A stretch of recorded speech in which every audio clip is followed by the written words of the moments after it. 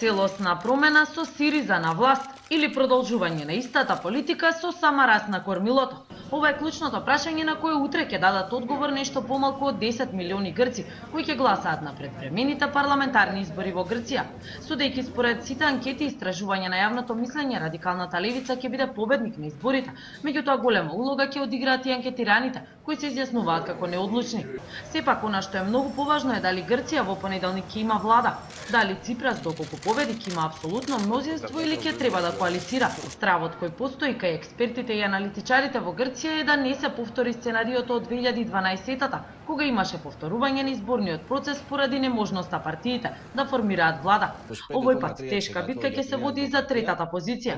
Пасок, Потами и Златна Зора се главните конкуренти за трета политичка сила во земјата и потенцијални кандидати за добивање мандат за формирање влада. Македонија пак не би требало да очекува некакви промени во политиката, каков и да биде составот на новата грчка влада. Впрочем, мнозинството од лидерите на партиите кои ќе влезат во грчкиот парламент, можеби за економските проблеми имаат диаметрално спротивни ставови, но во однос на прашањето за името се едногласни. Прифаќаат само сложено ерга умнесиме. За критичноста на утрешните предвремени парламентарни избори во Грција говори фактот што се акредитирани 876 новинари и дописници од 45 земји, број кој е за 35% поголем од оној за изборите во 2012-та.